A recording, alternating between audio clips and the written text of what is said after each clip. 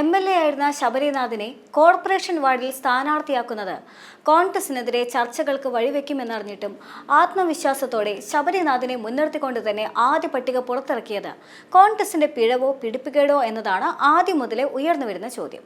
ആശങ്കപ്പെട്ട രീതിയിൽ ചർച്ചകൾക്ക് തുടക്കമായില്ല എങ്കിലും ശബരിനാഥിന്റെ ഗ്രാഫിനെ സംബന്ധിച്ച ആവലാതി നിലനിൽക്കുന്നുമുണ്ട്. ഇതിനെ സംബന്ധിച്ച നേതൃത്വം വിശദീകരണം ഒന്നും തന്നെ നൽകിയിട്ടുമില്ല. പാർട്ടി ഒരു ഉത്തരവാദിത്വം നൽകിക്കഴിഞ്ഞാൽ അത് നിർവഹിക്കണം. അത് എത്ര ഉന്നത നേതാവായാലും പാർട്ടി പറയുന്നത് കേൾക്കണം. കോർപ്പറേഷൻ എന്ന് പറയുന്നത് താഴെത്തട്ടിലെ ജനങ്ങളുമായി ഏറ്റവും അടുത്ത് നിൽക്കുന്ന സ്ഥാപനമാണ് എന്നുമായിരുന്നു മുതിർന്ന കോൺഗ്രസ് നേതാവായ കെ മുരളീധരന്റെ വാക്കുകൾ. തിരുവനന്തപുരം കോർപ്പറേഷൻ തെരഞ്ഞെടുപ്പിന്റെ ചുമതല KPCC ഏൽപ്പിച്ചിരിക്കുന്നത് കെ മുരളീധരനെയാണ്. ശബരി വിജയിച്ചു കഴിഞ്ഞാൽ അത് കോൺഗ്രസിന് മാത്രമല്ല കോർപ്പറേഷന് ആകെ തന്നെ ഗുണം ചെയ്യുമെന്നും അദ്ദേഹം പറഞ്ഞു വെക്കുന്നുണ്ട്. എന്നാൽ കോൺഗ്രസിന്റെ ഇത്തവണത്തെ ഈ നീക്കം യുവാക്കളെ അണിനിരത്തിയാണ് എന്ന കോർപ്പറേഷൻ ലിസ്റ്റ് പുറത്തു വന്നപ്പോൾ തന്നെ ദൃശ്യമായതാണ്. ലീഡ് ചെയ്യാൻ ഒരു ചെറുപ്പക്കാരൻ വേണം എന്ന ബോധ്യം കോൺഗ്രസിന് വന്നു തുടങ്ങിയെന്നും വായിച്ചെടുക്കാൻ സാധിക്കും. തിരുവനന്തപുരത്തെ സംബന്ധിച്ച് പരിചിത മുഖമാണ് ശബരിനാഥൻ.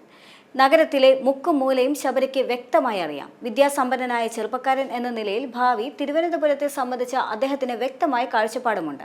ശബരി കോർപ്പറേഷനിലേക്ക് എത്തിക്കഴിഞ്ഞാൽ അത് കോൺഗ്രസിനും UDFനും മാത്രമല്ല കോർപ്പറേഷൻ ആകെ തന്നെ ഗുണം ചെയ്യുമെന്നുമാണ് ശബരിനാഥിലൂടെ തദ്ദേശ തെരഞ്ഞെടുപ്പ് തന്ത്രം മെനഞ്ഞ കോൺഗ്രസിന്റെ വിശകലനം. എന്നാൽ അതേസമയം തന്നെ തിരുവനന്തപുരം കോർപ്പറേഷനിൽ ഇത്തവണ നടക്കാൻ പോകുന്നത് ശക്തമായ ത്രികോണ മത്സരമാണ്. മുൻ MLA ശബരിനാഥ് അടക്കം സ്ഥാനാർത്ഥികളെ പ്രഖ്യാപിച്ചുകൊണ്ട് ഒരു മുഴം മുൻപേ പോരാട്ട കാഹളം മുഴക്കിയ കോൺഗ്രസിന് പിന്നാലെ CPMഉം BJPയും കോർപ്പറേഷനിൽ ചടുലമായ നീക്കങ്ങൾ നടത്തുകയാണ്. മേയർ സ്ഥാനത്തേക്ക് CPM ജില്ലാ കമ്മിറ്റി അംഗവും ശിശുക്ഷേമ സമിതിയുടെ മുൻ ജനറൽ സെക്രട്ടറിയുമായ SP ദീപക്, മുൻ MP ആയ A സമ്പത്ത് എന്നിവരെയാണ് CPM പരിഗണിക്കുന്നത് എന്നാണ് വിവരം. ദീപകിനാണ് കൂടുതൽ സാധ്യത എന്നാണ് വിവരം. SFIയുടെയും DYFIയുടെയും നേതൃനിരയിൽ പ്രവർത്തിച്ചിട്ടുള്ള ദീപകിന് നഗരസഭാ പരിധിയിലുള്ള ആളുകളുമായി വളരെ അടുത്ത ബന്ധവുമുണ്ട്. എന്നാൽ അതേസമയം തന്നെ മുതിർന്ന നേതാവ് VV രാജേഷ് അടക്കമുള്ളവരെ വീണ്ടും മത്സരിപ്പിക്കാനുള്ള നീക്കത്തിലാണ് BJP ഉള്ളത്. നിലവിലെ കൗൺസിലർമാർ എല്ലാവരും തന്നെ മത്സരിക്കുമെന്നാണ് വിവരമുള്ളത്.